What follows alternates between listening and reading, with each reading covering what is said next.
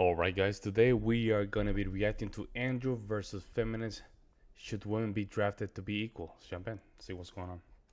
You said, I don't agree that women shouldn't have the right to vote because of the draft.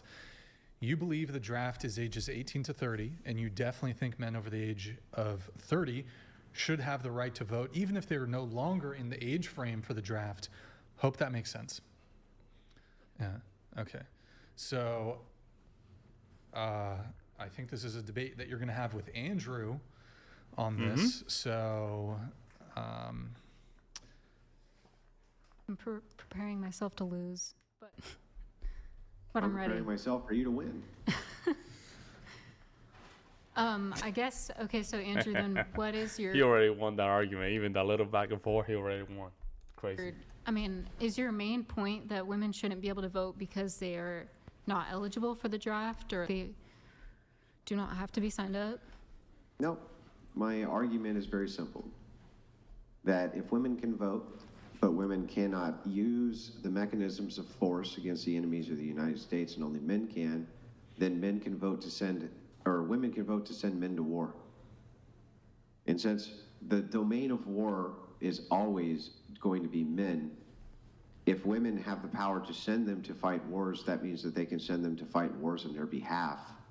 And that is a great, I would say, immoral position to take, that you can have one elite group, which does not have to fight wars, send another non-elite group to fight them on their behalf. Yeah. If, for instance, we were to reverse this and I were to ask you from a racial lens, if whites could vote to send black people to war, but then themselves never had to fight in said war, would you consider that to be moral? No, but... Then why would it be moral for women to be able to vote to do this?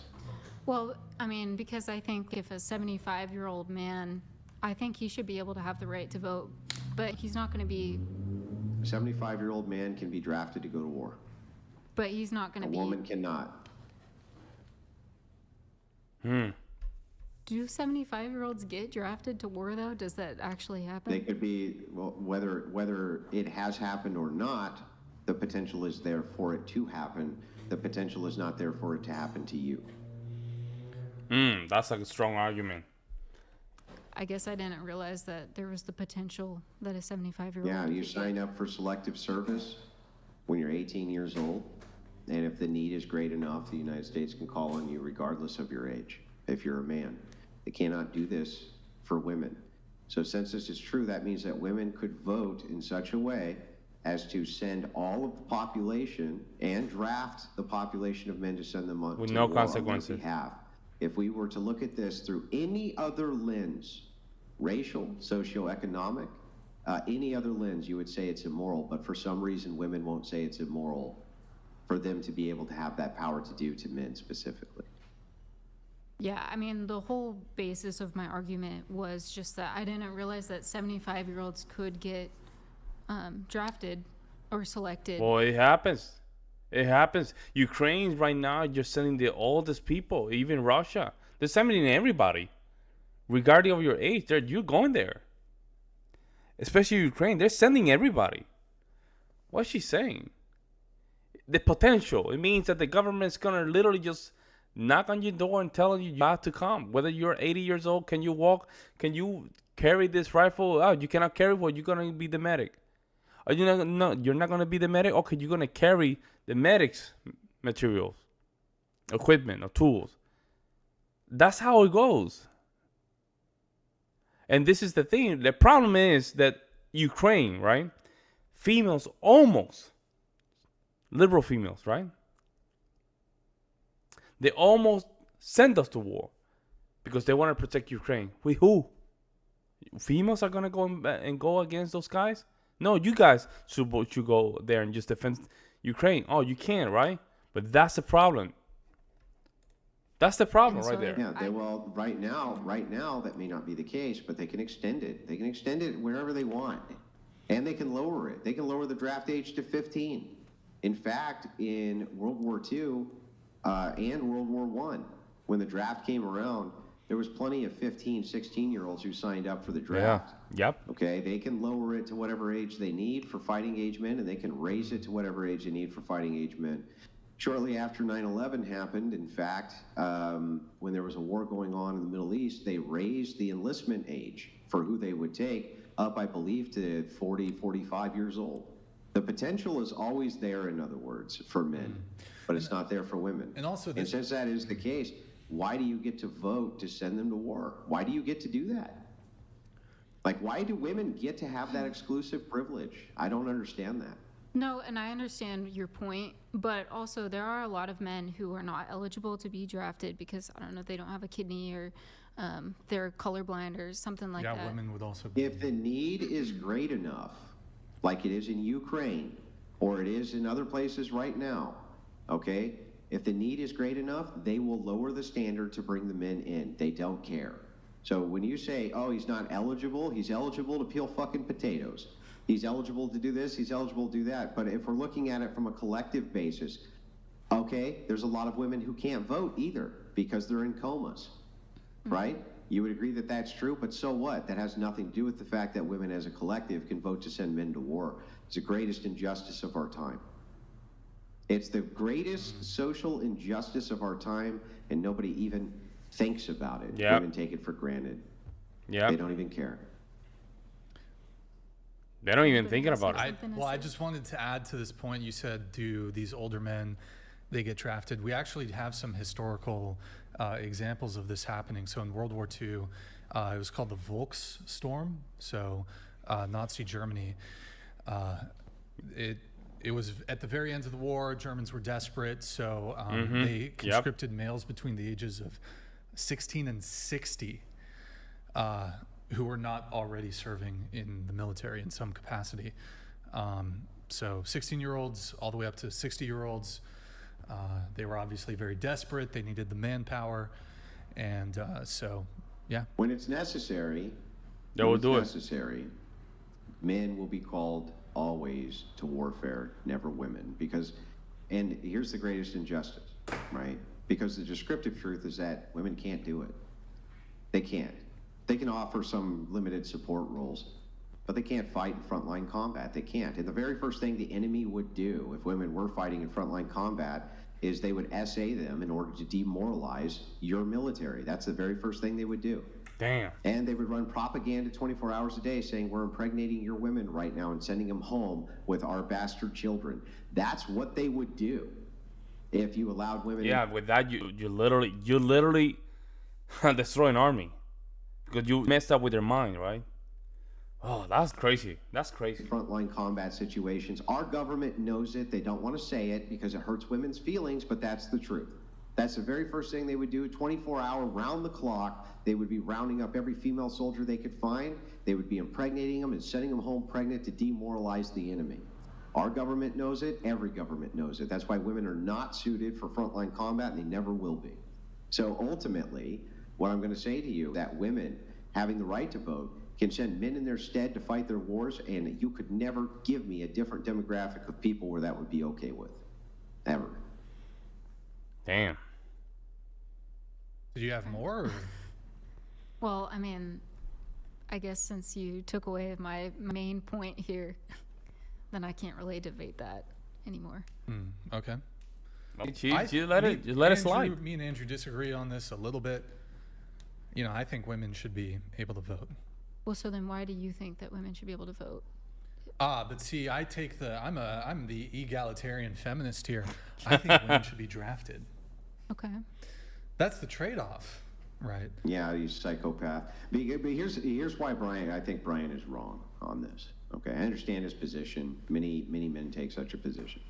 The reason that he's wrong on this is because if we allow women into the draft, okay, even if they are drafted, they'll never be put in frontline combat for the reasons I already stated. So it still wouldn't be fair anyway. They would be. And also, we're spending money and resources to train soldiers that are not going to be in the front line, which is going to be a problem in the long run.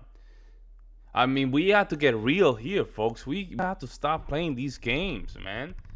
We're literally trying to just put females in the army when they don't not going to be in the front line. If they're in the front line, it's going to be a problem. Not only a problem, it's going to be a problem in the dynamic between male and female. Am I wrong on this, guy? Let me know in the comment section. I might be crazy. Fucking pay clerks. They're not going to be walking into minefields. Yep. They're not going to be in frontline combat, shooting at the enemy while the enemy's shooting back, right? That's an extreme rarity now. Almost no women have ever died in combat, ever, in the United States. It's almost never happened. It's very, very, very rare. Very few of them have, whereas hundreds of thousands of men have died on behalf of the nation because women aren't equipped for the reasons that I stated. The enemy will round them up and send them home pregnant to demoralize you. And the Japanese even had that as part of their battle strategy for the Chinese, to go in and impregnate as many of their women as they could in order to demoralize the Chinese. They literally called it the R-wording of Nanking. That was their entire battle plan, and it worked. So it's like, no, this is an insane position. Brian's wrong on this too. It's just an insane position. I want a ready-made force of savage, brutal men whose entire job's to kill the enemy with extreme prejudice. That's what I want to see. Come on, Brian. But the thing is, Andrew, is the 19th Amendment is never going to be repealed. We have to be pragmatic and live in reality here. It's not going to be repealed. Women's voting is here to stay. So No. Okay, let's say it was never going to be repealed, right? But you can modify certain sections of it. You can start there. Here's the problem. You can modify certain things, right, to make it so, right, females can have this skin in the game.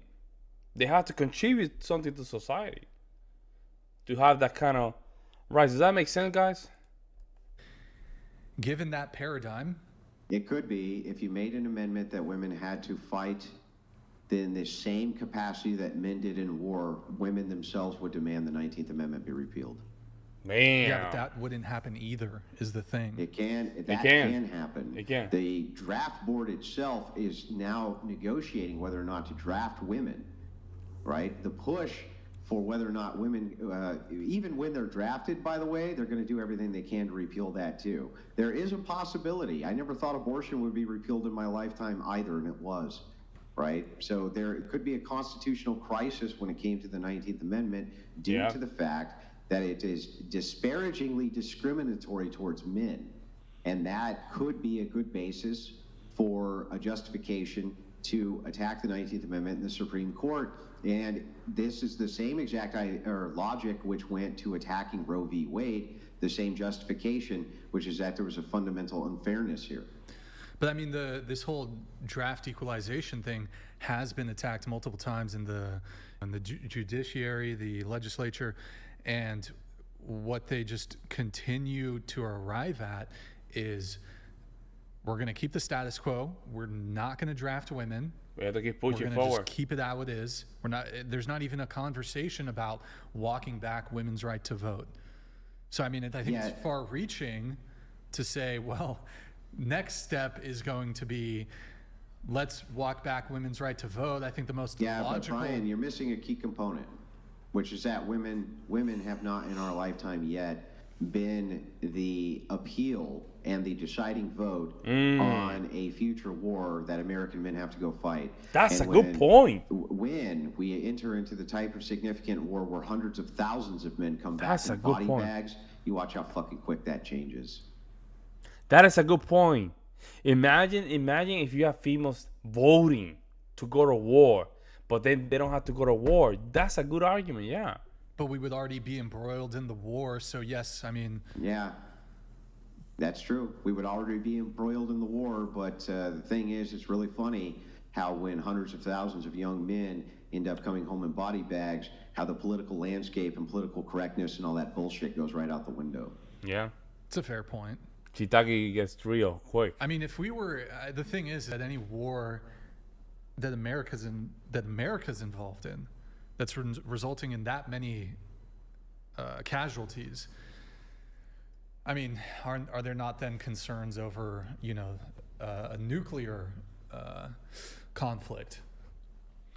Yeah, that's always a concern, but the truth of the matter is that I don't think that most nations will use nuclear arms because it would lead to the devastation of the thing they're trying to protect, which is their nation. So most nations will always stick with conventional warfare, and conventional warfare now is devastating. We haven't been in conventional war in years, and now we see what the technology is like in conventional warfare with a second world nation, Ukraine and Russia, and it's absolutely devastating. Conventional warfare between these two nations is absolutely devastating. If you saw it on a grander scale between the United States, China, something like this. Yeah, I can't imagine that, man. It will be bad. It will be bad. I have to agree with that. It can go as bad as, not as bad as World War II, because the thing about the World War II, we didn't have like until our technology for anti-missiles and all that stuff was not as strong. So you can literally have a plane just flying by and just dropping hundreds of bombs through all that region without stopping. So that's one thing, right? But then you have drones, you have other things. It's things. The war is way sneakier, so you don't even know what the hell's going on. But let me know what you guys think in the comment section below. I would love to hear you guys' opinions regarding this debate. Be interesting to know your guys' opinion in the comment section below. I'll see you in the next one.